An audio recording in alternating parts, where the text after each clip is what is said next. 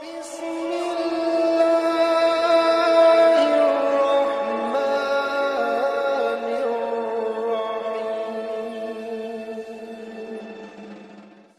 infak ini atau sedekah ini ketika seseorang sakaratul maut, ini sesuatu hal yang dirindukan, Bapak Ibu.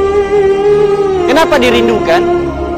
Yuk kita baca firman Allah dalam Quran surah Al-Munafiqun ayat ke-11. Letak posisi paling kiri bagian bawah. Paling kiri bagian bawah di mushaf standarnya.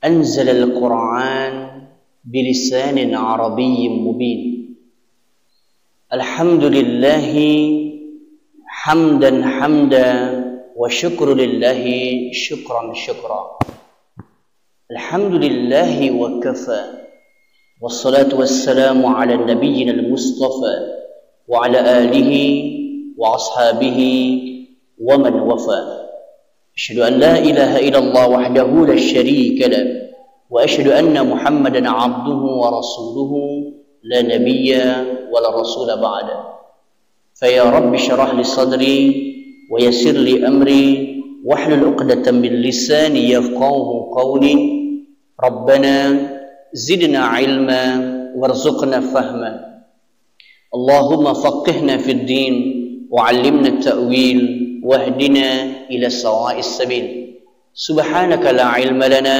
إلا ما علمتنا إنك أنت العليم الحكيم والحمد لله رب العالمين.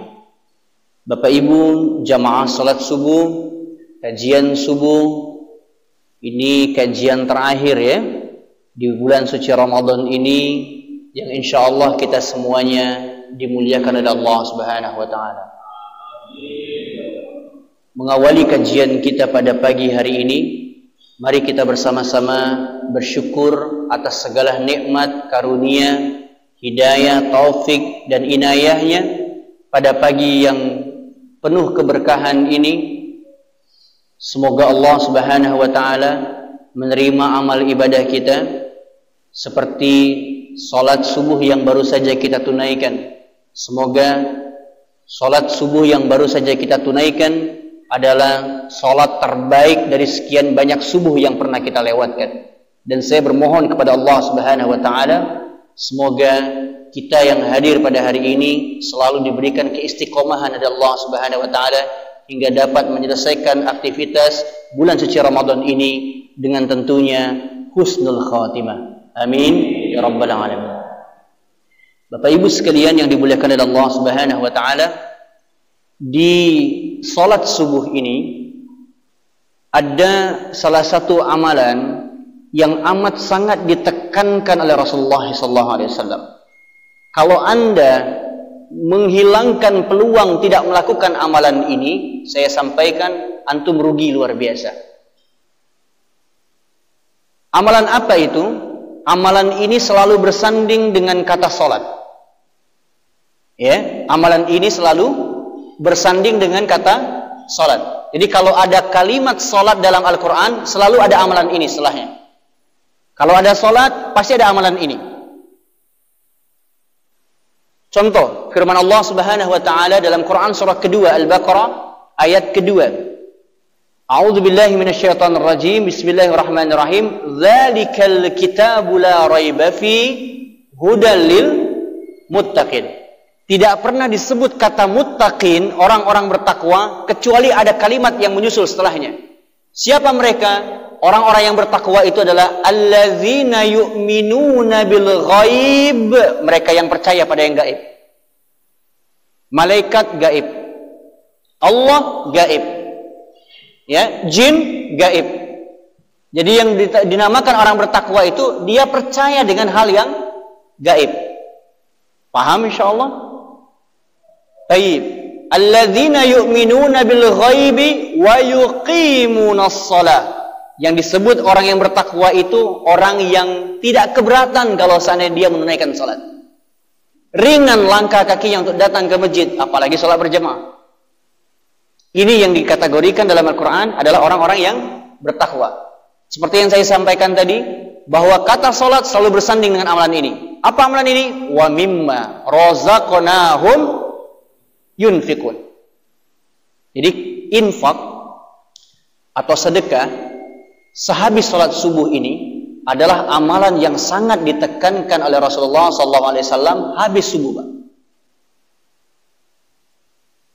Kenapa?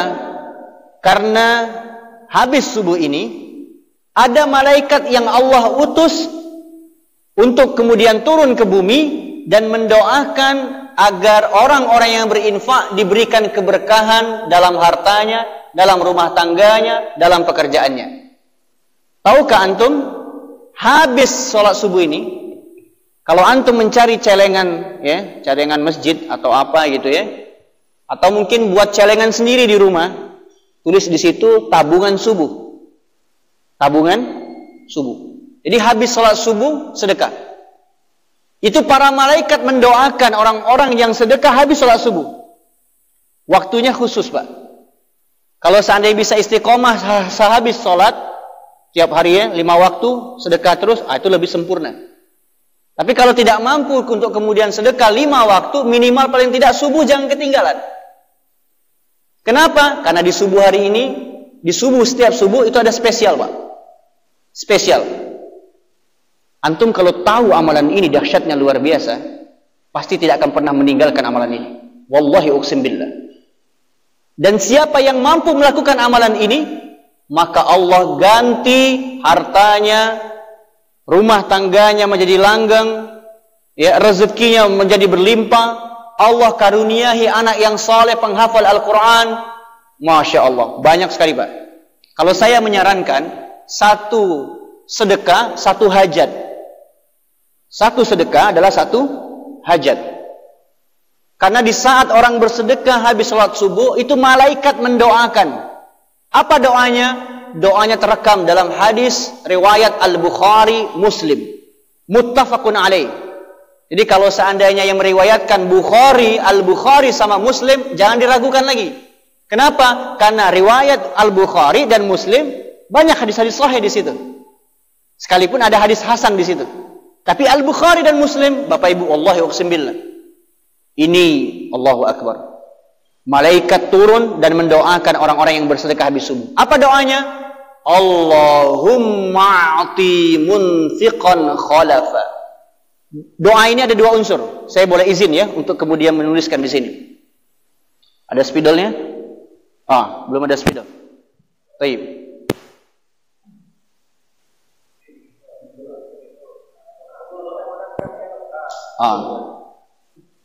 Kemudian berhadiah. Alhamdulillah. Saya izin ya tuliskan. Ini doanya malaikat kalau ada orang yang bersedekah habis subuh, ini malaikat yang doakan. Bukan ulama, bukan wali, tapi malaikat yang tidak ada nafsu, tidak ada syahwat. Mereka yang langsung mendoakan. Allahumma. Perhatikan. A'ti. Allahumma a'ti munfiqan khalafa.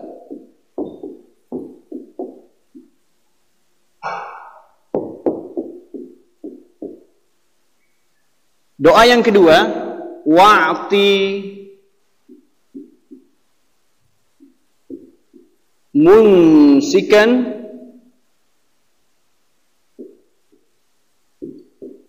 talafa. Ini yang kedua ngeri, Pak. Kalau ini malaikat mendoakan agar diberikan keberkahan bagi orang yang berinfak habis subuh, kalau ini malaikat berdoa juga kepada Allah, ya Allah tolong hancurkan, musnahkan bagi orang-orang yang mumsikan, yang berpegang, dia memegang hartanya dan sehingga enggan untuk mengeluarkannya. Hancurkan rezeki atau harta yang orang-orang itu kikir, bakhil, na'udzubillahi min dzalik, tidak mau keluar.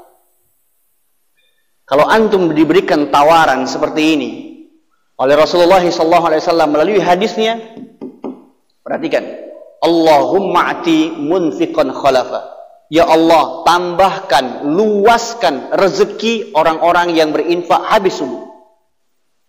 Kalau habis zuhur, habis asar, tidak ada malaikat yang diutus. Tapi kalau subuh, langsung, Pak. Makanya Bapak Ibu, kalau seandainya Bapak Ibu baca sejarah tentang orang-orang soleh terdahulu, salafus soleh, itu Masya Allah Bapak Ibu. Perhatikan, orang-orang soleh terdahulu itu, kalau habis sholat subuh, itu mereka membuka pintu rumahnya. Nggak ada yang ditutup. Jendelanya dibuka, pintunya dibuka. Nah, kalau kita kebalikan, selesai sholat subuh, tutup pintu rumah, tutup jendela, matikan lampu, bismika Allahumma ahya wa bismika amut.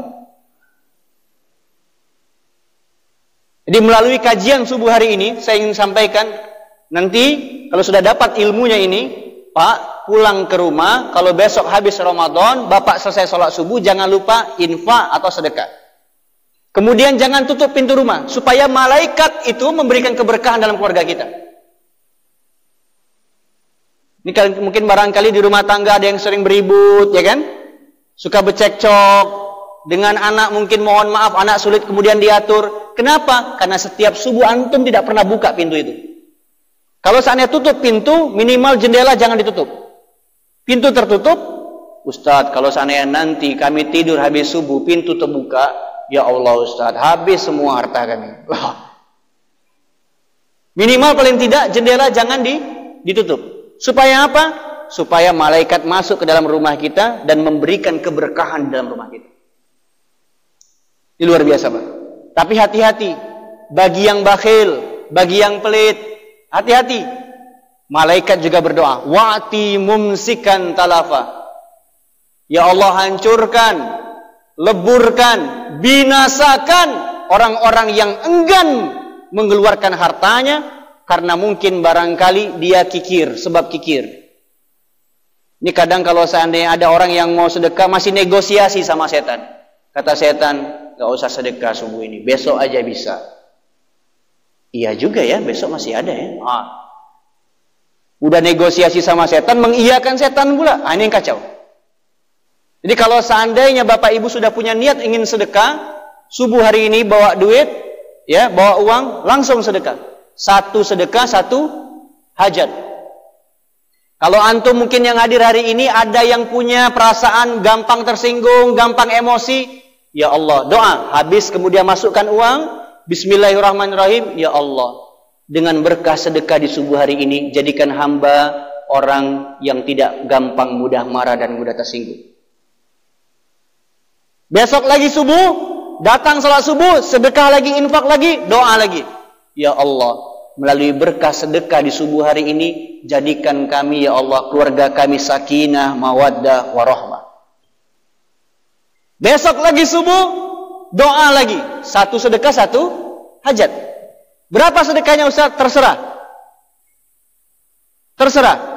Mau 1.000, mau 2.000, mau 10.000, mau 20.000, terserah. Mau pakai koin sekalipun terserah. Ya, tapi jangan tiap hari koin, ya kan? Ini koin terus, ya kan? Udah sedekahnya pakai koin, bunyi teng gitu ya. Doanya panjang. Kadang sampai terbit matahari, nggak putus-putus. Ya Allah, ya Allah, ya Allah. Malu, kata Allah nggak tahu malu ini. Ya emang kenapa Ustaz kalau seandainya pakai koin nggak boleh doa panjang? Apakah Allah tidak mengabulkan hajat kita? Tidak. Bagi Allah apa yang tidak dikabulkan? Pasti dikabulkan oleh Allah. Tapi kita yang harus tahu malu. Ini sedekahnya pakai koin, doanya panjang sampai terbit matahari, Ustaz. Sampai syuruk. Sedekahnya pakai koin 1.000, kelenteng, ya. Disesuaikan, ya, disesuaikan. Kalau sedekahnya 20.000, agak panjang sedikit, enggak apa-apa. Ya. Tapi kalau sedekahnya cuman pakai koin 1, ya cukuplah 1 saja. Cukup 1. Jadi kalau seandainya Bapak Ibu, mohon maaf ya, ingin diberikan karuniakan oleh Allah Subhanahu wa taala anak-anak penghafal Quran, doa. Bismillahirrahmanirrahim. Langsung doa. Ya Allah, dengan berkah sedekah subuh hari ini, karuniailah kepada hamba anak-anak penghafal Quran yang soleh-soleh.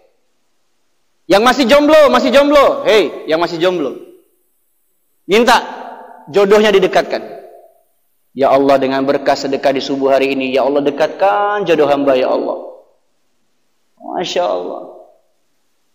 Bapak kalau mau tambah lagi, boleh sedekah subuh hari. Ya Allah, tambahkan ya Allah, tambahkan nikmatku ya Allah, 2, 3 atau 4. Boleh. Sedekah. Nanti dibalas sama ibu, ya Allah, jangan kabulkan doa Bapak. Jadi Bapak Ibu sekalian, ini amalan habis subuh. Sayang betul kalau seandainya kita melewatkan ini. Wallahi uqsim billah sayang. Karena di saat itu, di subuh hari, para malaikat turun, Pak.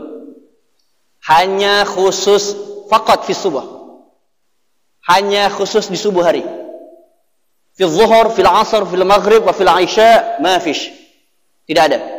Khusus di subuh hari. Pertanyaannya, sehabis salat subuh ini, ada yang sudah sedekah belum? Mana celengan kita? Ada celengan jalan nggak di sini, Ustaz? Mana celengan? Ada, tolong diambil. Ada? Oh, nggak ada. Oh, baik. Saya yang memerintahkan, maka saya yang harus kemudian praktek dulu. Tolong bantuin saya. Tolong bantuin. Ya, insyaallah. Saya yang duluan. Karena saya yang ingin masuk surga duluan. Ya, ayo. Siapa yang duluan lagi? Ayo Bapak Ibu. Jangan khawatir. Kalau antum ingin kaya, sedekah.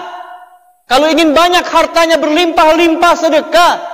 Kalau ingin penyakit Anda disembuhkan oleh Allah, diangkat oleh Allah, tidak ada yang lain Bapak Ibu, sedekah. Wallahi uqsim billah, sedekah. Kalau ingin tidak pikun di usia tua kita, sedekah. Hafalkan Quran, sedekah. Ini sedekah luar biasa, Pak. Sudah masuk belum? Sudah ya? Ya Allah, jadikan anak-anak kami, putra-putri kami soleh-solehah. Saya cuma minta hari ini sedekah saya, jadikan anak-anak saya penghafal Al-Quran. Dan jadikan semua yang hadir hari ini ya Allah orang-orang istiqomah, insyaallah.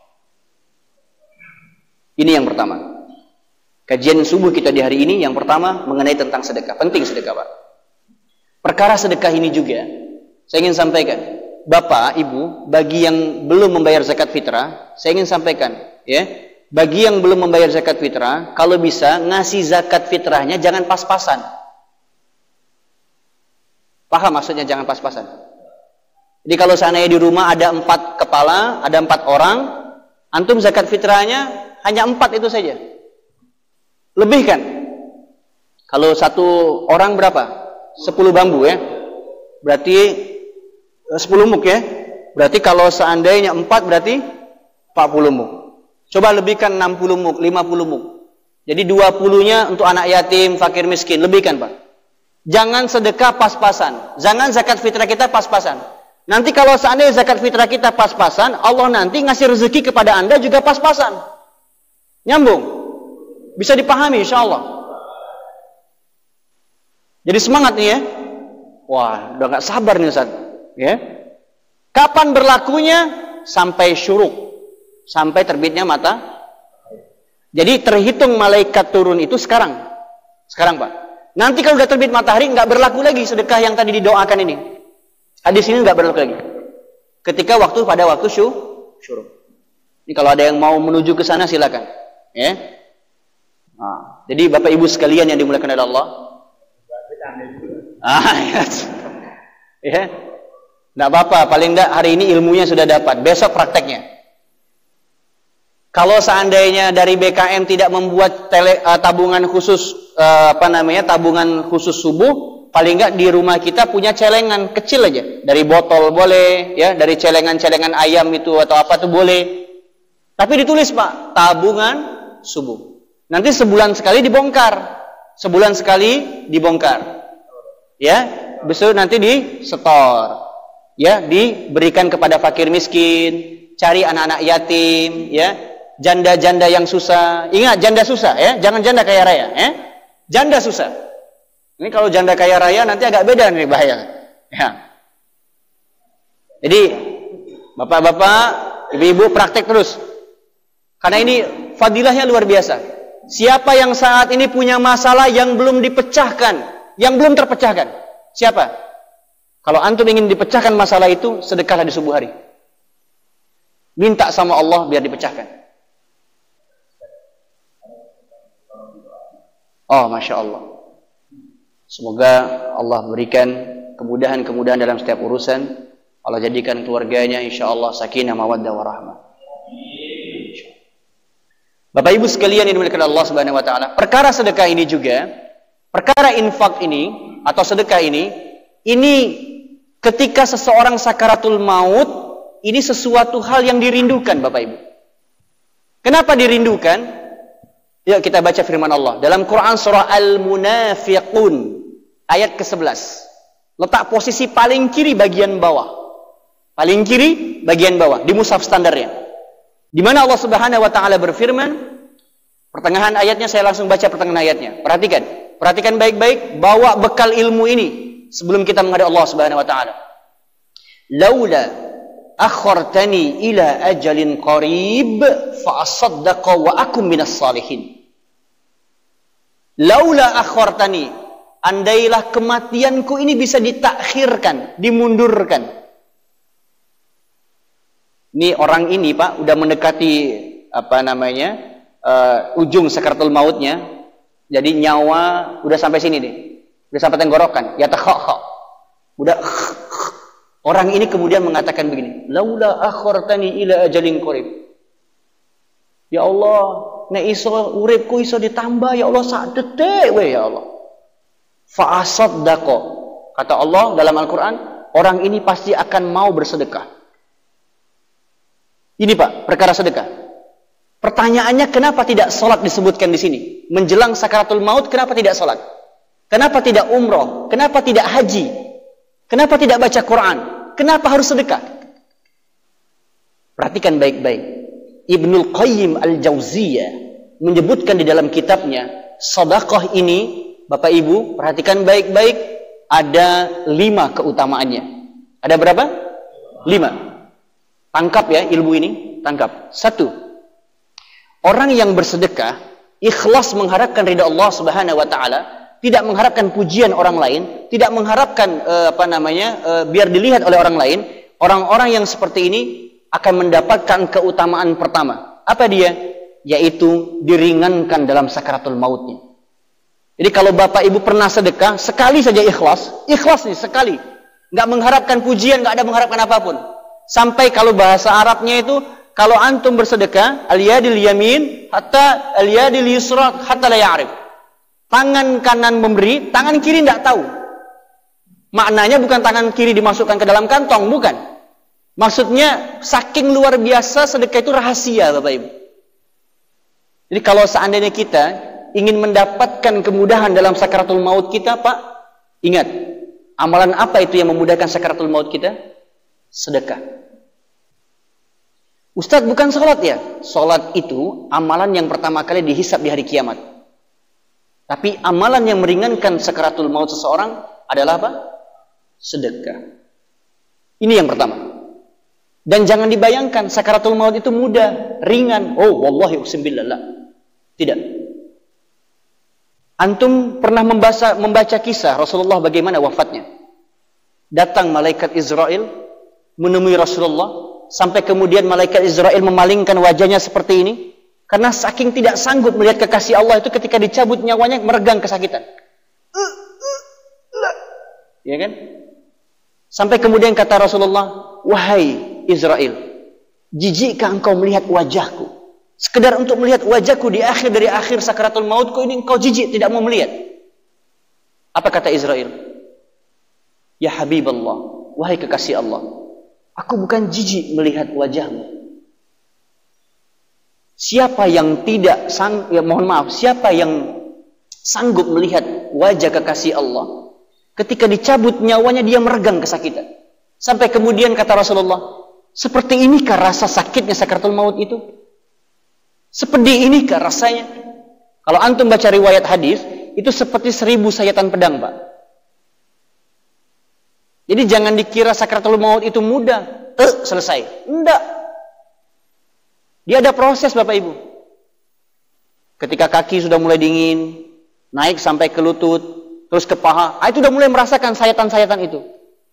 Kalau orang ini penghuni surganya Allah, maka Allah tampakkan wajah malaikat yang menyejukkan.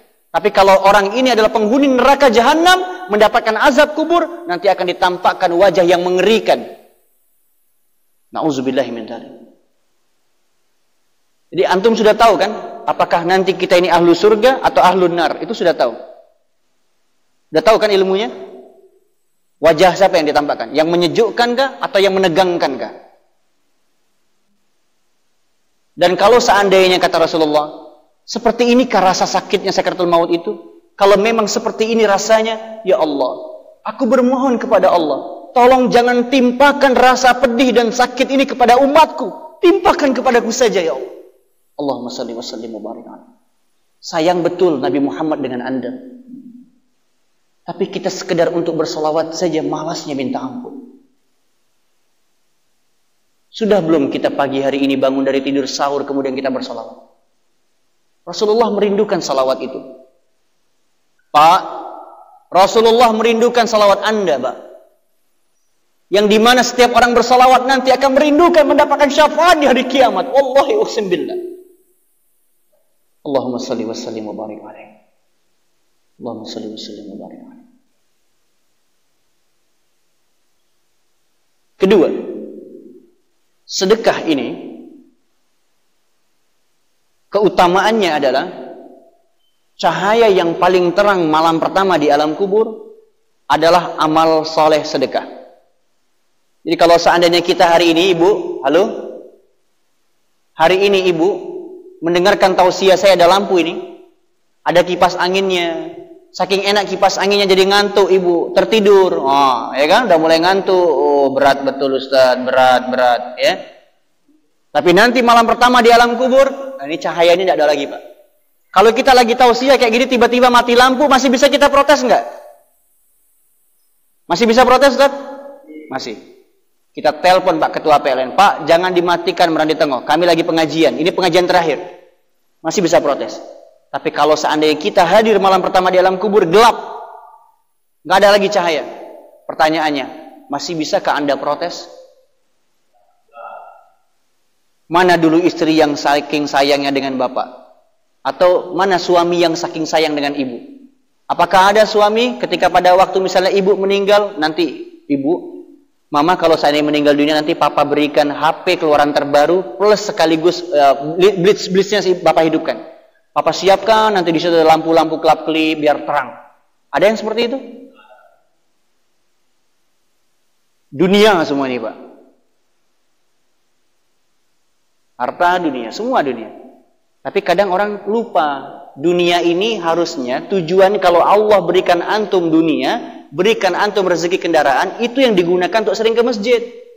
Ini kadang lupa. Ke ladang ingat, ke masjid lupa. Dodo sawit iso, neng masjid ora iso, ki ngopo karepe opo iki?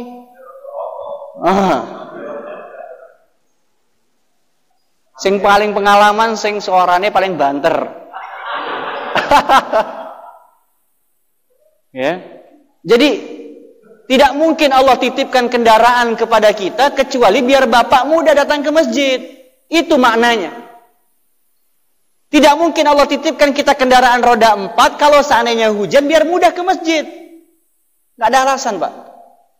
Bersaksi itu nanti di hadapan Allah. Dunia itu bersaksi di hadapan Allah.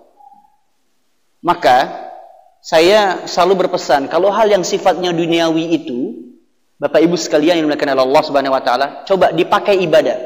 Bapak kalau punya baju baru, ibu kalau punya mukena baru, punya baju baru, bawa dalam sholat. Supaya nanti di hadapan Allah ketika ditanya, baju kemana engkau selama ini ketika dipakai? Ya, malu kalau jawabnya ke kondangan ya Allah. Kondangan ya Allah. Dibawa dalam sholat ya Allah. Sholat berjamaah. Kemana baju ini engkau gunakan pertama kali? Ke pengajian Ustadz Michael ya Allah. Oh, bangga kita. Bangga, Pak. Ini datang ke masjid pakai baju kaos. Apa yang salah? Ayo, tak tembak. Siapa nganggo baju kaos ini? Sholat Jumat, Pak. Mas sholat Jumat masih pakai baju kaos. Ya Allah, bingung saya. Apa nggak ada baju terbaik lagi kita punya? Itu kan hari raya kita, hari Jumat, Pak. Masa hari raya kok kita pakai baju biasa saja? Betul tidak, Pak? Mohon maaf jangan tersinggung ya yang pakai baju kaos ya. Bukan maksud Ustaz, tapi biar kita muhasabah. Ini kan terakhir ya, terakhir Ramadan, terakhir kajian, ayo kita muhasabah. Biar nanti bersaksi semua, Pak. Peci Bapak kemana digunakan? Apakah cuma ke warung kopi aja pakai peci? Ke masjid nggak pakai peci? Bersaksi Pak, ini peci ini Pak. Wallahi uqsim billah. Maka saya sering kadang kalau saya ini dikasih sama jamaah, Ustadz ini ada baju koko, tolong dibawa pengajian ya, supaya nanti bersaksi ini untuk saya di akhirat. Kalau saya dikasih sarung Ustadz, saya bawa tuh sarung itu dalam pengajian. Nah, ini bukan mancing-mancing bapak ibu biar kasih sarung ke saya, bukan. Jangan sampai salah perhitungan ya. Jangan sampai salah perhitungan. Jadi bapak ibu sekalian, ini sedekah ini luar biasa dahsyat. Jadi cahaya yang paling terang malam pertama di alam kubur adalah apa? Sedekah. Ini yang lebih hebat lagi yang ketiga. Dengarkan baik-baik. Nanti di surganya Allah kelak ada satu surga yang kalau seandainya bapak ibu mampu menjadi pribadi-pribadi yang dermawan, akan disiapkan satu surga. Nama surganya Sakhoya. Surganya khusus. Apa nama surganya? Sakhoya. Pintu ini tidak akan pernah tertutup sampai semua orang-orang yang dermawan yang menginfakkan hartanya semua masuk. Saya selalu berpesan nih, dan kadang mohon maaf kalau seandainya bahasa ini membuat air mata tertumpah. Kalau Anda bukan ahli tahajud, kalau Anda bukan ahli puasa Senin Kamis, kalau Anda bukan penghafal Al-Quran, maka masuklah pintu surga melalui pintu ini. Saya ulangi, kalau bapak ibu bukan ahli tahajud, kalau bapak ibu bukan penghafal Al-Quran, kalau bapak ibu bukan orang yang sering puasa Senin Kamis, puasa Daud, nggak pernah sama sekali, karena nafsu syahwatnya kalau makan, nggak bisa puasa. Saya ingin sampaikan, Anda harus memilih untuk bisa masuk surga melalui pintu apa? Layakkan diri kita masuk melalui pintu ini. Pintu apa Pak? Sedekah. Pintu sedekah ini. Nama pintunya apa tadi? Sakhoya. Fahimtum? Layakkan Pak. Jangan sampai nanti menentukan surga kita udah di ujung sakaratul maut. Udah terlambat Pak. Seperti yang tadi saya sebutkan. Laula akhortani. Ada orang-orang yang nanti ketika akhir dari kematiannya dia minta dimundurkan. Ya Allah, saya punya kebun sawit. Ya Allah, saya punya ini, saya punya ini. Saya lupa menginfakkan harta itu. Saya lupa bantu agamamu ya Allah. Saya lupa bantu anak-anak yatim yang sedang hafal Quran di kampung saya ya Allah. Ya Allah, hidupkan hamba sekali saja ya Allah. Hamba akan berikan semua itu ke Ustadz Saiful, agar Ustadz Saiful bisa memaksimalkan potensi Al-Quran di kampungnya. Bantu dakwah Ustadz Saiful. Dibantu Pak. Masya Allah. Antum dikaruniai di sini ada tempat orang menghafal Quran supaya dijauhkan dari bala. Kalau tidak ada anak-anak penghafal Quran di sini, mungkin barangkali datang itu bala Allah itu. Betul atau tidak? Kenapa tidak Allah turunkan bala, tidak Allah turunkan musibah di kampung kita? Karena masih ada orang-orang yang mau menghafal Quran. Karena masih ada ustadz-ustadz, guru-guru kita yang masih mau tahajud menangis Pak. Wallahi uqsim billah. Mereka lah yang kemudian menahan pintu langit agar tidak kemudian terjadi banjir, longsor, dan lain sebagainya. Jadi kalau seandainya kita punya harta, bantu Bapak Ibu. 10 malam terakhir ini adalah amalan infak yang Rasulullah SAW tekankan. Ada 3 amalan kan? Pertama, salat sunnah, diperbanyak. Kedua, amalan di bulan Ramadan, baca Quran, perbanyak. 10 terakhir, Rasulullah SAW memaksimalkan infak. Rasulullah cari mana anak yatim, mana fakir, mana du'afa, mana penghafal Quran. Demi Allah saya sampaikan, tidak ada sedekah yang paling baik, yang terbaik di hadapan Allah kecuali berkaitan dengan Al-Quran. Saya ulangi, tidak ada sedekah yang terbaik di hadapan Allah kecuali sedekah itu berkaitan dengan Al-Quran. Kalau antum tidak punya uang, antum punya apa? Punya tanah. Jual tanah itu, kemudian bantu untuk kemudian kita bangun gedung lebih tinggi lagi. Tidak punya tanah, punya apa? Ibu punya apa? Punya skill memasak, ya, wakafkan diri untuk kemudian jadi juru masak di pesantren Ustadz Saiful. Ustadz, saya siap tanpa harus kemudian diminta biaya. Bismillah, insya Allah ini surga saya di sini. Kita semua bisa punya potensi Bapak Ibu. Ayo bantu. Kalau bukan kita yang kemudian sinergi, lalu siapa lagi? Ini bukan perkara promosi Bapak Ibu, ini perkara akhirat kita. Dan saya harus sampaikan ini.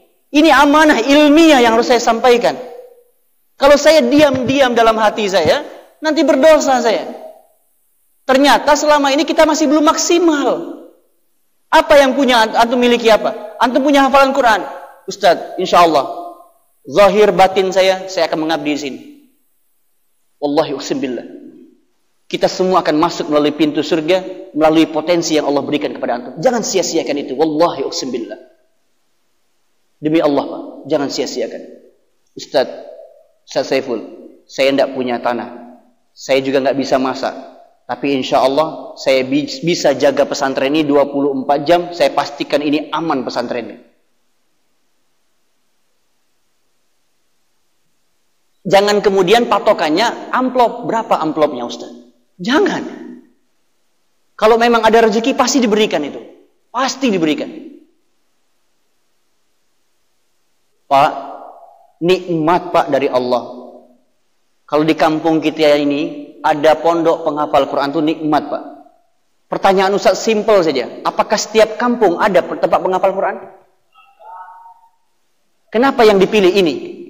Kenapa enggak Merandai Daya? Kenapa enggak Merandai yang lain? Kenapa enggak Asam Betik? Ayo Ustaz, bisa dijawab? Kenapa Merandai Tengah? Karena Allah ingin jadikan Anda semua penduduk Merandai Tengah supaya menjadi ahlul Quran. Itu Pak pesannya. Supaya kita jadikan kampung Merandai Tengah ini kampung Quran. Kalau di Jawa di sana di Pare ada kampung bahasa Inggris, bahasa Arab. Kenapa kita tidak jadikan kampung Merandai, kampung Quran? Yang hafal Quran bukan cuma anak-anaknya. Semua yang dodos hafal Quran. Yang jual telur hafal Quran. Yang buka warung hafal Quran. Yang punya kafe hafal Quran. Anak-anak hafal Quran. Kalau seandainya anak-anak main peta umpet, biasanya 1, 2, 3, 4, 5, 6. Udah belum? 7. Nah. Tapi kalau di sini sudah jadi kampung Quran, bukan lagi hitungan angka yang dibaca. Bismillahirrahmanirrahim. Amma yatasa'alun 'anil naba'il 'azim alladzi hum fihi mukhtalifun. Nah itu. Sudah? Shadaqallahul azim. Ayo di mana ya? Di mana ya? Tuh. Kalau ini sudah jadi kampung Quran, Masya Allah. Jangan ditimpakan semua kepada pesantren. Kalau bapak ibu mampu bisa merawat di satu rumah 2 penghafal Quran saja, apa yang antum makan itu yang anak-anak makan juga. Nggak usah masuk semua di pesantren. Sampai pesantren nggak cukup lagi tempat di situ untuk kemudian tinggal. Pak, Bu, saya pesan, kalau di rumah Anda ada penghafal Quran yang ngapal Quran, demi Allah rumah Anda akan diberikan keberkahan oleh Allah. Rumah Anda akan diberikan keberkahan oleh Allah.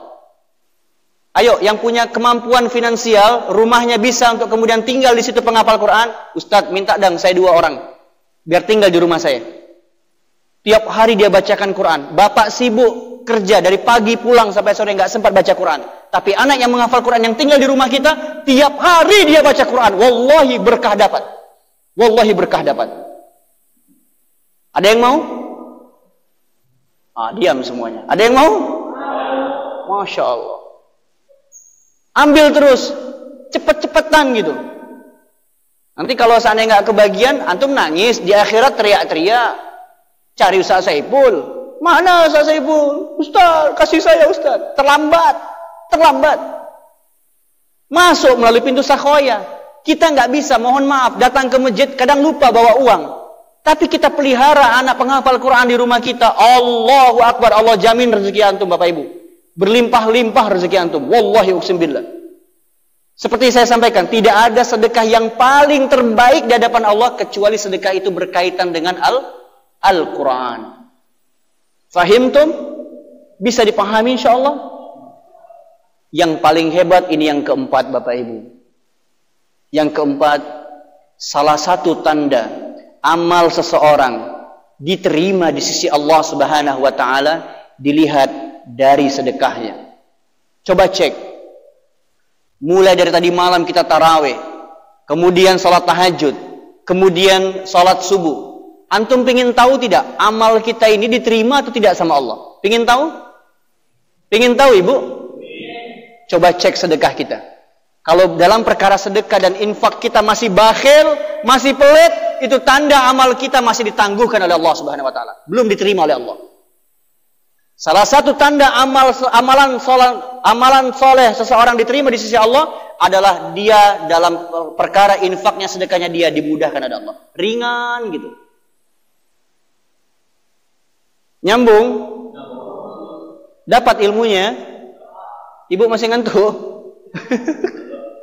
Ya? Berarti selama ini doa saya kok nggak cepat Allah kabulkan, ternyata ini mungkin yang nyangkutnya.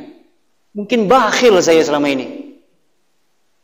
Tapi nyawa kita masih di kandung badan, belum terlambat, Pak. Wallahi Insya Allah belum terlambat. Ayo, Pak. Raih surga itu, Pak. Ini bulan Ramadan, bulan berkah, Pak.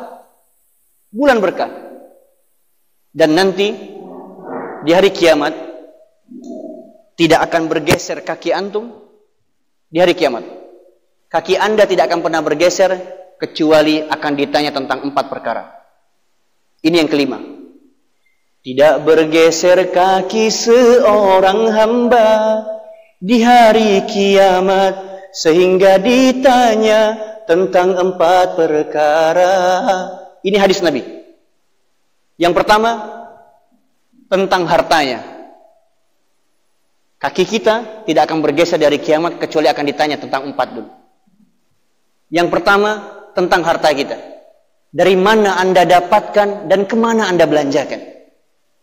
Jadi bukan cuma dapatnya saja. Bapak ibu belanjanya kemana? Ke Cina, ke orang kafir, atau ke toko-toko warung-warung muslim? Itu dipertanyakan Bapak Ibu.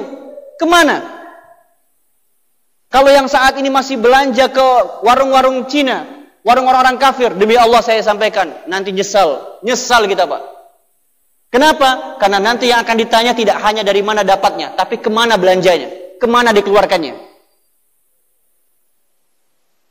Yang masih belanja, masih gila Indo Treat, yang masih Alfa Treat, itu berhentilah, taubat sekarang. Belanjalah di warung-warung kecil.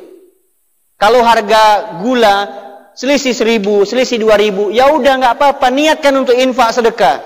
Kalau udah dapat ilmunya kita pagi hari ini. Betul tidak? Harga telur sekarang berapa? Satu papan? 34. Bapak 34, sama Ustadz 30.000. Ya? Saya jual telur juga 30.000 satu papan. Yang mau ambil silahkan, tapi jangan transaksi di sini ya. Baik, 30.000. Misal, antum belanja di warung muslim 34.000. Dengan saya 30.000. Dengan orang kafir di situ di 30, misal 2.000. Selisihnya 2.000 sama orang kafir. Ya, sama market-market yang itu selisihnya 2.000. Maka jangan pernah memperhitungkan perkara yang 2.000 dengan dibandingkan dengan dunia. Jangan Pak, wallahi bismillah. Niatkan saja sedekah. Udah enggak apa-apa, bismillah insyaallah. Insyaallah. Jadi jangan perhitungan. Ini kadang ibu-ibu yang kasihan nih, mamang-mamang ini, wah biasanya yang jualan ini sayur-sayuran. Wah, berapa harga ini ikan tongkol sekarang, Wak? Ini Bu 17.000. Ih, mahal kali ya, Wak ya. 12.000 lah, Wak. Ya Allah. Minta diskon gak tanggung-tanggung. Berapa ribu tuh ya Allah. Ibu kalau belanja ke warung muslim jangan pakai tawar, harusnya kita lebihkan. Paham? Bapak paham? Biar kita bantu umat Islam, biar ekonomi umat ini bangkit Bapak Ibu. Biar kita sadar. Fahimtum? Jadi yang pertama, kaki ini tidak akan bergeser di hari kiamat kecuali akan ditanya yang pertama, dari mana hartamu? Kemana engkau belanjakan? Kedua, tentang ilmu. Tentang ilmu. Engkau punya ilmu. Ibu punya ilmu. Misal ibu bisa mengaji. Bisa alif, ba, ta, sa, jim, ha, kho, dal. Ajarkan. Karena ilmu ini nanti akan dipertanyakan. Sudahkah diamalkan? Jangan-jangan kita bisa mengaji alif, ba, ta, tapi nggak mau mengajarkan ke anak-anak kita. Ini kadang keliru gitu. Saya sampaikan Bapak Ibu, kalau perkara hal yang sifatnya mendasar, jangan sampai lisan orang lain yang mengajarkan anak kita kepada anak-anak kita. Jangan. Saya ulangi ya. Kalau perkara hal yang mendasar mengaji, jangan ajarkan kecuali dari lisan kita. Kenapa? Karena ini akan menjadi amal jariah Bapak Ibu. Ini sekarang orang-orang zaman sekarang mudahnya luar biasa. Datangkan ustadz, yang penting kasih amplop, anak bisa ngaji. Padahal antum tidak tahu. Nanti di hari kiamat kelak, kalau seandainya ternyata dia bisa mengaji dan kemudian ngajiannya ini, siapa yang nanti akan mendapatkan amal jariah? Ya guru ngajinya. Tapi kalau ibu meluangkan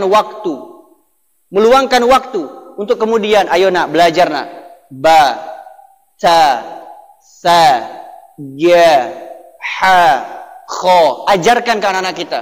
Kho, khi, khu, ajarkan ke anak-anak kita. Wallahi kusimbillah, nanti antum ketika masuk malam pertama di alam kubur nggak nyesal kita. Kenapa? Karena punya amal jariah. Jangan sampai anak kita bisa mengaji tapi dari lisan orang lain. Paham? Bisa dipahami Bu? Kadang kita ini pingin masuk surga, tapi 1 menit, mohon maaf ya, 1 menit pun kadang nggak punya waktu untuk nyimak anak ngapal Quran. 1 menit pun nggak mau punya waktu, nyimak anak 1 ain aja nggak bisa waktu, nggak ada waktu. Nanti ketika di akhirat, bapak ibu minta, anakku berikan syafaat kepadaku. Bapak dulu kemana? 1 ain aja menyimak bacaan Al-Quranku nggak punya waktu. Ibu-ibu, mohon maaf. Jangan sampai nanti anak-anak kita, jangan sampai seperti itu ibu-ibu. Kita nggak punya waktu. Bapak bekerja berangkat pagi, pulang sore, tapi Masya Allah, Allahu Akbar, nggak ada waktu. Aduh, rugi Pak, rugi betul. Jangan sampai. Ayo kasihkan waktu, wakafkan waktu kita untuk anak-anak kita Pak. Untuk cucu cicit kita. Ayo nak, sini yuk ngaji, sini Bapak simai. Buat bapak-bapak yang belum bisa mengaji, jangan malu-malu belajar. Saya kalau boleh saran ini Ustaz Saiful, di pesantren kita ini buka namanya Rutala, Rumah Tahfiz Lansia. Dimulai dari membaca Al-Quran dulu. Jadi yang menghafal Al-Quran atau membaca Al-Quran ini usia 40 tahun ke atas, kelas berat semua ini. Kami di kota buat Pak, Rutala. Ada Rutaba, Rumah Tahfiz Balita, yang hafal Quran usia 4 tahun. 3 tahun udah mulai menghafal. Saya punya anak, usia anak saya 3 tahun. Namanya Muhammad Izzat Al-Qurani. 3 tahun Pak. Belum bisa bicara. Ngomong itu masih belum jelas. Tapi beliau, anak saya ini, hafal Quran setengah juz Pak. Anak saya Bu, hafal Quran setengah juz. Kalau ngomong belum bisa. Boleh beradu. Siapa yang mau battle an-naba sama dia? Bisa. Kapan waktu nanti saya bawa ke sini. Yang penting ada penariknya. Kalau dikasih coklat baru dia keluar suaranya. Kasih es krim, bukan, kasih Yakul baru kemudian keluar suaranya. 3 tahun Bapak Ibu, belum bisa bicara tapi hafal Quran setengah juz. Kok bisa gitu Ustaz? Karena setiap hari diperdengarkan ayat Al-Quran. Ayo kita harus punya visi untuk bisa masuk ke surga. Ini sudah ada fasilitasnya, ustadz-ustadznya sudah ada, guru-gurunya sudah ada. Tinggal sekarang kaki ini mau melangkah atau tidak. Jangan-jangan kaki ini nggak mau melangkah ke tempat maksiat, mau melangkah. Giliran maksiat, Medan pun dicarinya Pak. Dia pesan travel, entah kemana-mana itu. Ketemu hantu, ketemu siapa, entah Allah alam. Maksiat saja antum tempuh. Kenapa ke surga tidak antum tempuh? Kalau dalam perkara dunia kita kejar-kejar, karir kita habis tenaga kita untuk kita kejar. Kenapa dalam hal perkara infak, bantu, sedekah, kenapa kita tidak kejar? Yang situ sudah ada jaminan surganya. Allahu Akbar. Masuk diskotik itu bayar Pak. Ada yang bilang katanya 50.000. Masuk masjid gratis. Nggak ada yang mau masuk. Jangan sampai nanti ini masjid menangis. Selesai Ramadan, selesai juga kemudian jamaahnya. Ya Allah, sedih kita. Tapi kalau di sini tidak ada, insya Allah nggak ada. Nggak ada Pak ya di sini? Insya Allah. Nggak ada Ustaz ya? Nggak ada bedanya ya? Baik. Allahu Akbar. Astagfirullah.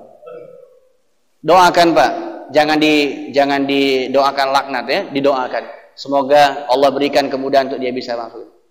Karena doa baik kita ini larinya ke kita. Kalau Bapak mendoakan orang lain yang tidak baik, nanti larinya ke kita. Wis tuwa ora tau ngono. Wis tuwa ora tau salat ora ngopo.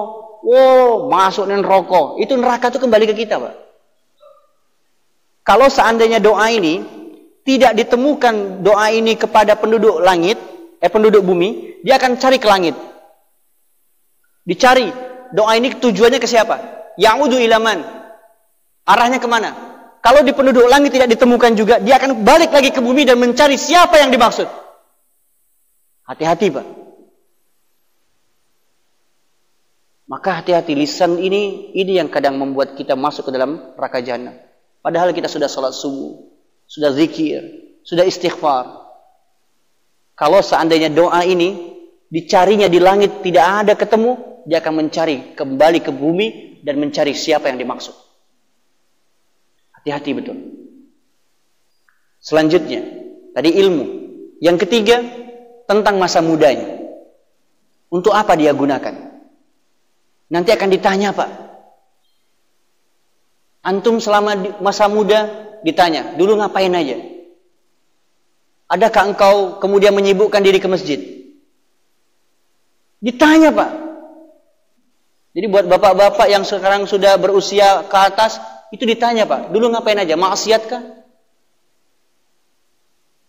Ngambil sawit orang kah? Maling kah? Itu ditanya nanti. Mabuk-mabukan kah? Kalau seandainya nggak tatoan, nggak hebat. Ngopo iki? NATO. Nanti akan ditanya, masa muda kita ini akan ditanya Pak. Untuk apa engkau habiskan? Makanya adik-adik yang masih muda-muda maksimalkan. Tidak akan pernah susah dan akan mendapatkan naungan di hari kiamat. 7 orang yang akan mendapatkan naungan di hari kiamat. Salah satu di antaranya pemuda yang mengikatkan hatinya dengan masjid. Maksudnya pemuda di sini bukan yang usianya muda, bukan. Maksudnya adalah semangatnya. Jangan dipahami umurnya, bukan. Ya, maksudnya adalah semangatnya, jiwa mudanya. Karena kata Imam Syafi'i, tidak disebut seorang pemuda ataupun pemudi kalau seandainya dia tidak punya 2 syarat. Jadi kalau seandainya ada anak usia 18 tahun, 15 tahun tidak punya 2 ini, maka tidak disebut sebagai pemuda.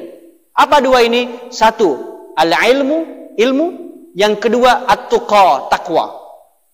Wallahi hayatul fata bil ilmi wat taqa fa illam yakuna la'tibar lazati. Demi Allah, kata Imam Syafi'i, tidak pernah disebut sebagai seorang pemuda kecuali di masa mudanya dia manfaatkan dengan ilmu dan ketakwaan.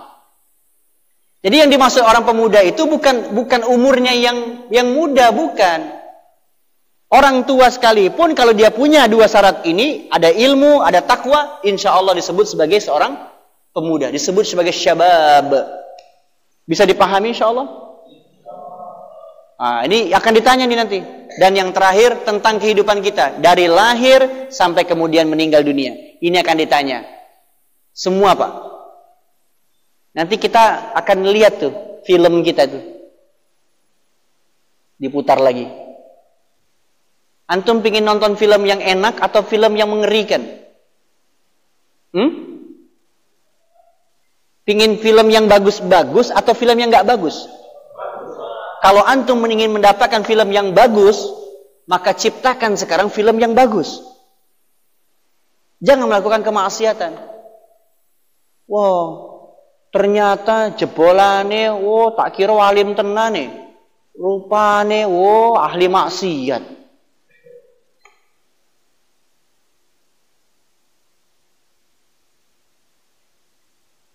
Kita ini kan Pak, dihormati orang lain karena Allah tutup aib kita.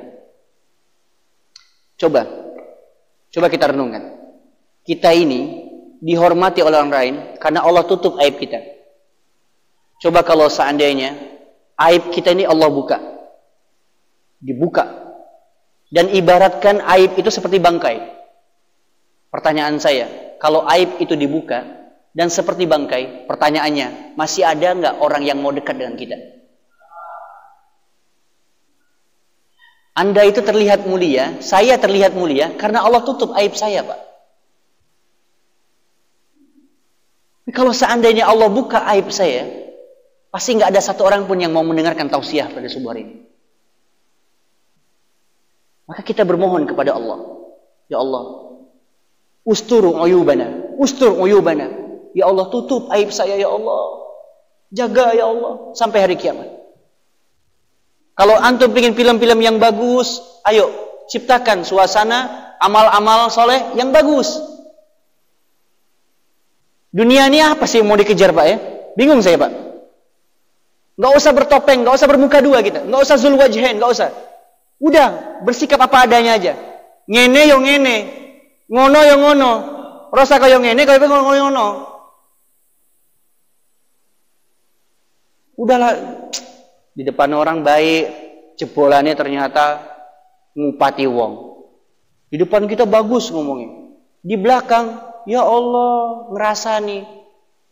Tetangga dirasani, istri dirasani, ustadz-ustadznya dirasani.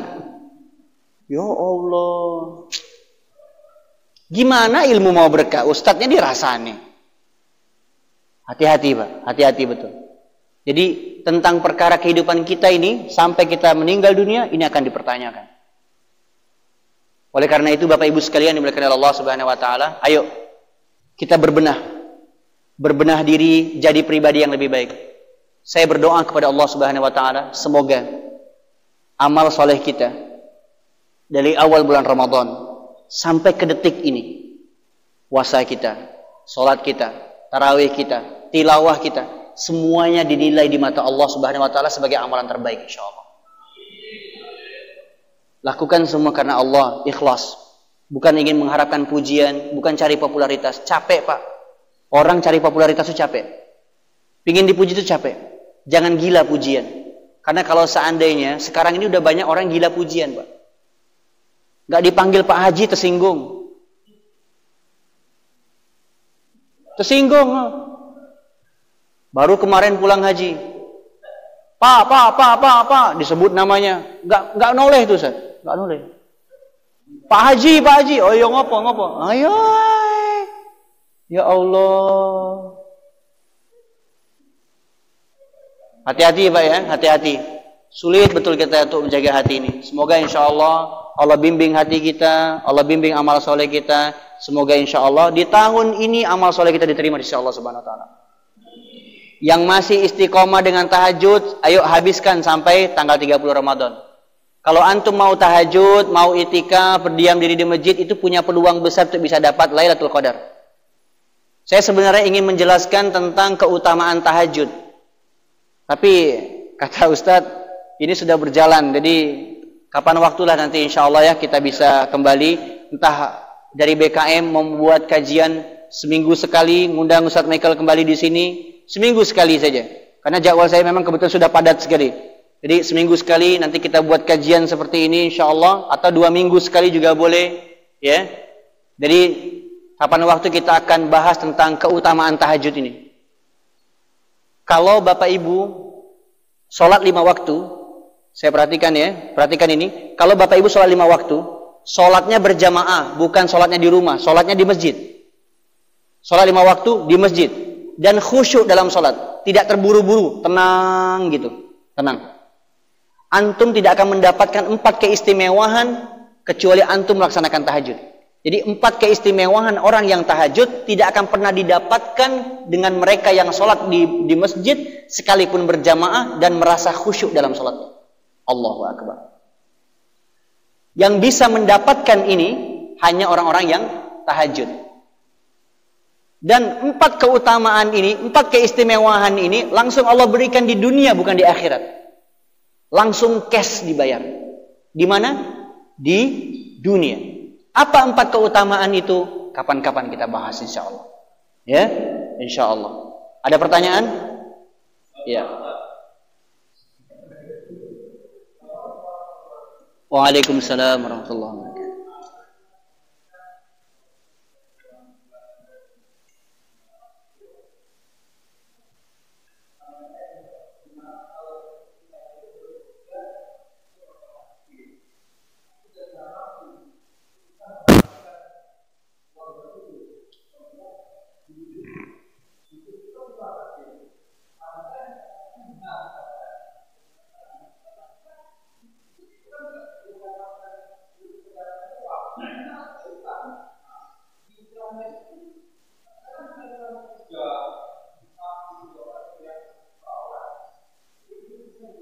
Baik.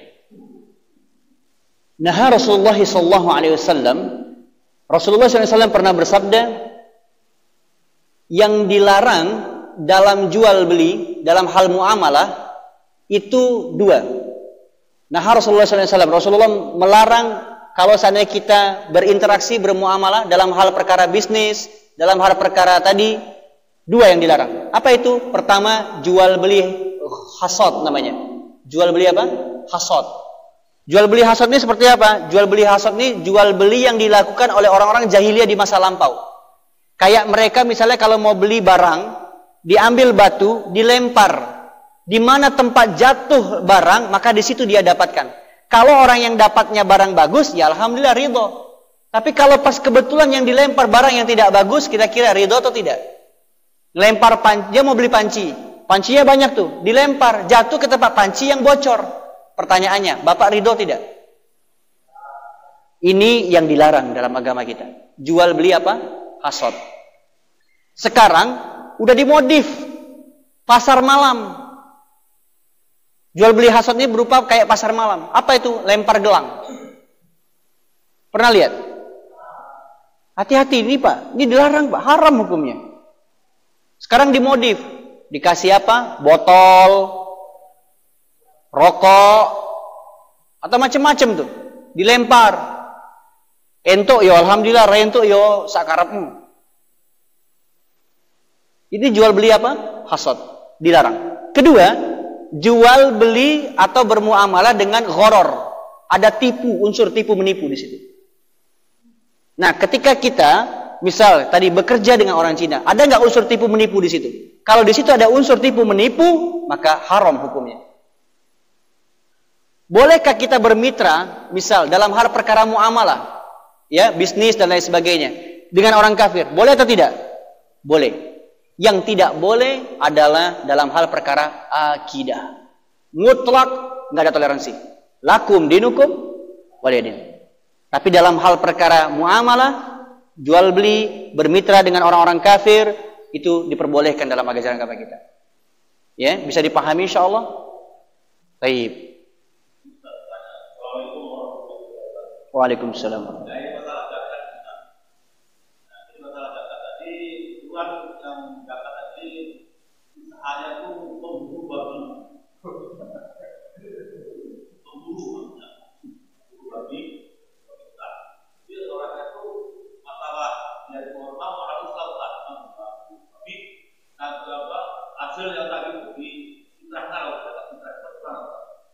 Baik. Pertama saya ingin jelaskan terlebih dahulu, Bapak Ibu, khusus untuk Bapak-bapak. Bapak, kalau antum mencari rezeki, kalau bisa jangan cuma yang sekedar halal. Tapi cari yang thayyib. Yang berkah. Yang ridho Allah itu hadir. Bisa dipahami sampai sini. Jadi kalau seandainya Bapak cari rezeki, jangan cuma sekedar halal. Sekedar halal saja. Tapi antum nggak dapat thayyibnya, berkahnya nggak dapat. Maka sering orang ini kalau seandainya bekerja, tadi yang saya sampaikan tadi kan, misal kita bekerja di tempat orang-orang kafir misalnya kan, kita nggak mencuri, nggak maling, halal harta kita, keluar keringat kita, peluh kita keluar. Tapi di situ tidak ada keberkahan yang Allah turunkan. Bisa dipahami. Jadi kalau Bapak mencari rezeki, kalau seandainya ada pekerjaan lain daripada berburu babi, ada nggak pekerjaan yang lain yang kira-kira bisa kita cari? Jadi kalau mencari maisha itu jangan cuma sekedar untuk mendapatkan dunianya saja, tapi cari ridho Allah di situ. Kalau kita cuma sekedar untuk mendapatkan dunia saja, mohon maaf, orang kafir lebih hebat daripada kita. Nyambung? bisa dipahami ya. Orang kafir itu Bu, hitung-hitungannya lebih pintar daripada kita. Strategi bisnisnya, berdagangnya lebih hebat daripada kita. Tapi kita ini umat Islam jangan cuma sekedar cari uang itu tujuannya hanya sekedar untuk mendapatkan keuntungan dunia, jangan Pak. Tapi yang perlu diperhatikan adalah kira-kira kalau saya bekerja seperti ini, Allah ridho enggak ya? Gitu kan? Allah ridho enggak? Nah kalau seandainya Allah tidak ridho, sebaiknya jangan, tinggalkan. Kira-kira ini haram atau makruh ya? Dibenci nggak sama Allah? Antum kalau seandainya nanti di akhirat dibenci sama Allah, didiamkan sama Allah, kira-kira ridho nggak? Nggak ridho. Maka tinggalkan hal yang seperti itu. Fahim tuh? Bisa dipahami insya Allah. Nah pertanyaannya, kalau seandainya tadi Ustaz, zakat fitrah dari hasil menangkap babi, ya kan? Saya ingin sampaikan, apakah itu pekerjaan yang ini halal atau haram? Halal pekerjaannya Pak, halal. Tapi pertanyaannya, di balik halal itu ada thayyib tidak? Kita ini kalau bekerja jangan cuma sekedar mencari halalnya, tapi cari yang thayyibnya juga. Disitulah kalau kita mendapatkan thayyib, anak jadi nurut, istri nggak macam-macam, harta berkah, nggak jadi harta hantu. Antum dapat 30 juta, tapi habis, entah kemana. Belum selesai habis 1 bulan, udah habis. Kenapa? Karena nggak ada keberkahan di situ. Mau pilih mana? Bapak, ya, ini jujur ya, jawab dengan jujur. Bapak bekerja, mati-matian nih, diberikan pilihan.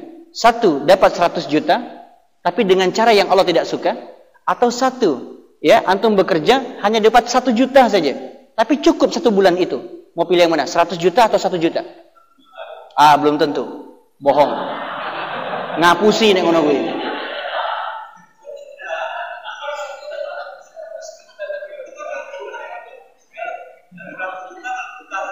Omongannya orang bejaji tenan iki.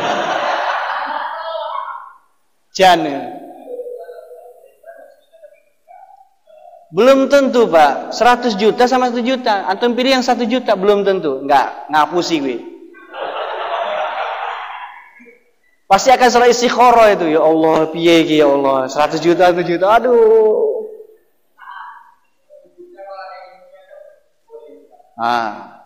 Tapi maksud saya begini, kalau seandainya 1 juta itu antum dapatkan ketenangan, sama istri tidak pernah ribut, anak-anak penghafal Quran semuanya, Masya Allah. Rumah alhamdulillah ada.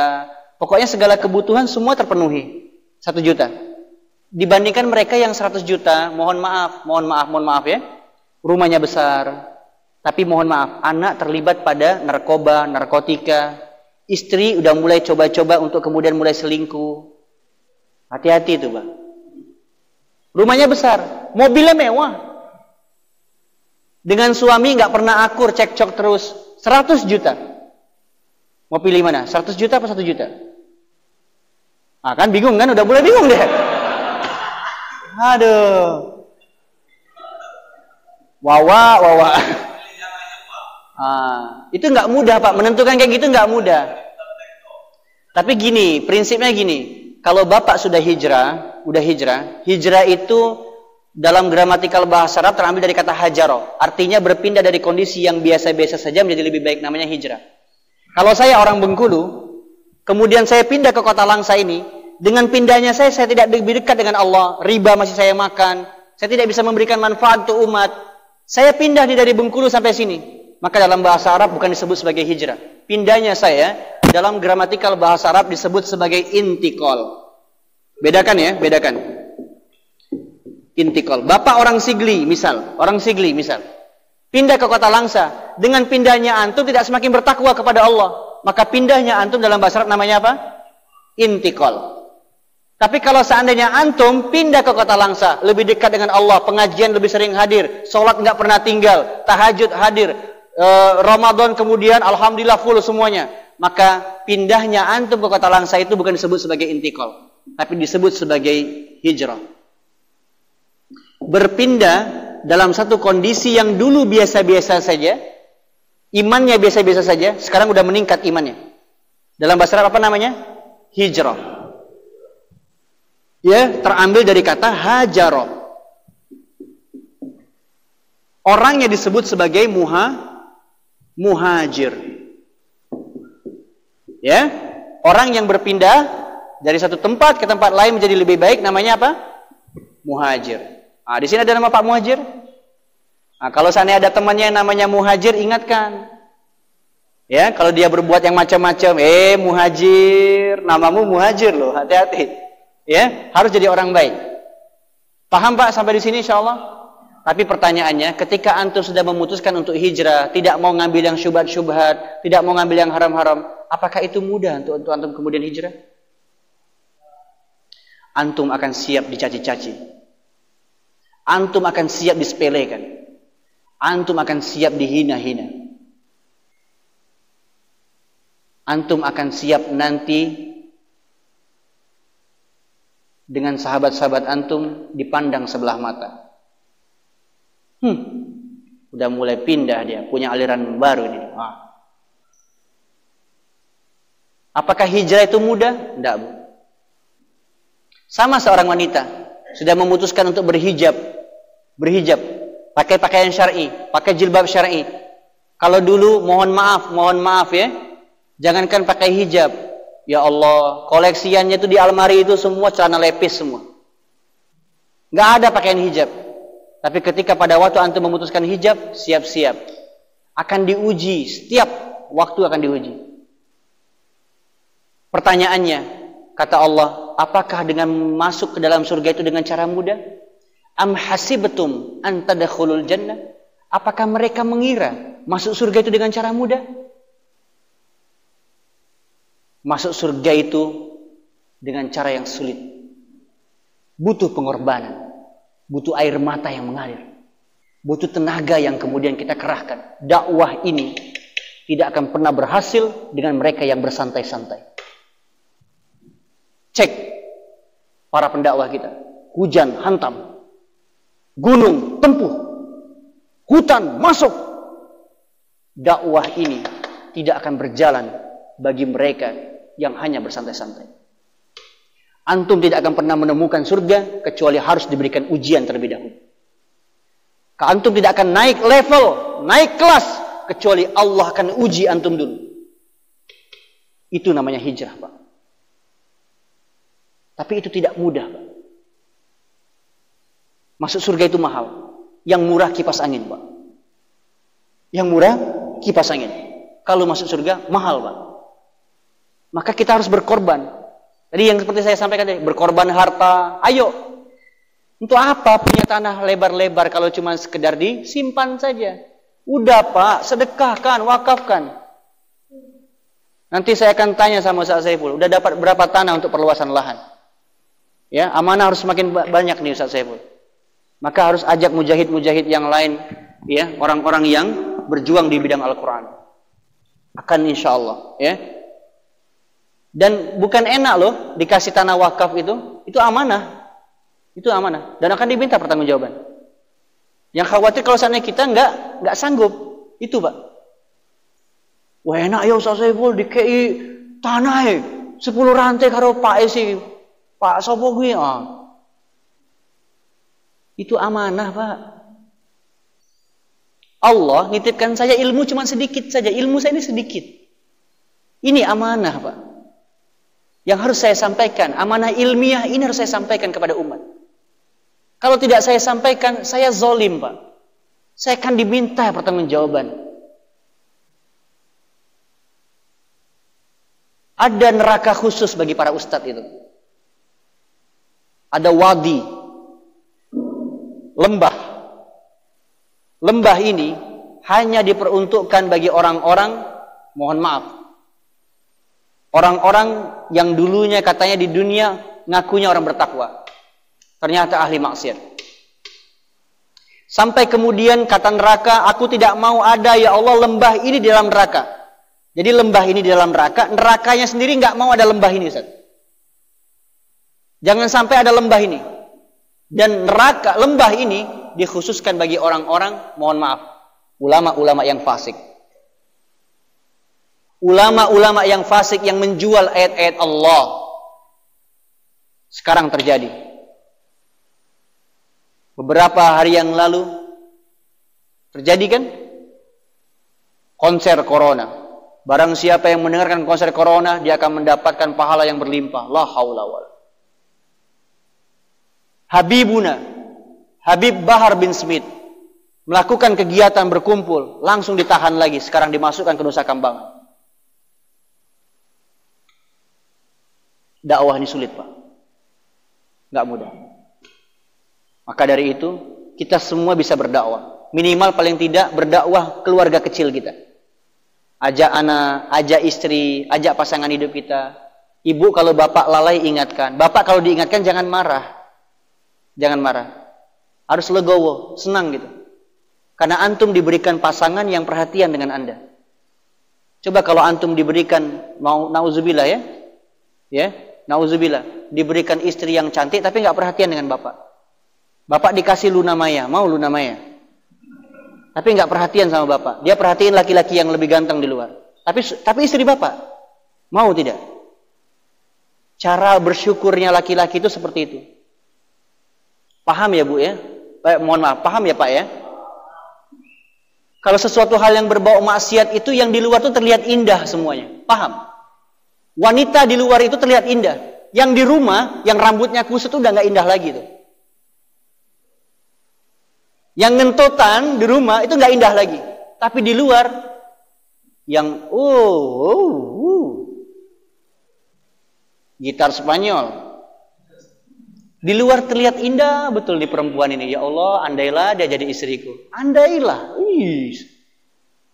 Maksiat itu akan terlihat indah di luar. Hati-hati Pak. Ini godaan. Maka beruntunglah bagi Bapak Ibu yang sudah dipertemukan jodoh terbaik. Syukuri. Kalau antum diberikan istri yang cerewet, yang suka merepet, itu maknanya ada pahala yang banyak biar Bapak banyak bersabar. Kalau ibu diberikan suami yang seperti Dajjal, seperti Firaun, ya, itu maknanya ibu dituntut untuk menjadi Asia. Menjadi Asia. Siapa Asia? Istri Firaun. Biar bersabar juga. Ingatkan. Dan suami ibu bukan Firaun. Bukan. Segalak-galaknya bapak, semarah-marahnya bapak, bapak bukan Firaun, titik. Diajak sholat pasti mau dia. Pasti mau. Coba cek ibu. Kalau sekarang kita kumpul pengajian ini, coba cek, ada nggak pasangan Anda di sini? Jangan-jangan nanti antum masuk surga sendiri, antum tinggalkan pasangan antum tinggalkan anak-anak antum. Bapak cek, yang punya anak saat ini. Antum saat ini ikut pengajian. Apakah antum masuk ke dalam surga sendirian? Kalau ikut hadir pengajian, ajak semuanya, ajak anak, ajak istri, biar nanti masuk surganya bareng-bareng. Ajak orang tua, kalau yang masih punya orang tua. Pak, saya nggak mau terpisah dengan Bapak. Adindaku sayang, aku nggak mau terpisah dengan Bude. Ayo kita masuk surga bareng-bareng. Seperti itu. Bisa dipahami insya Allah. Ya, ini satu pertanyaan jawabannya kemana-mana ini. Tapi insya Allah bermanfaat. Ya, cukup ya insya Allah. Oh, ya.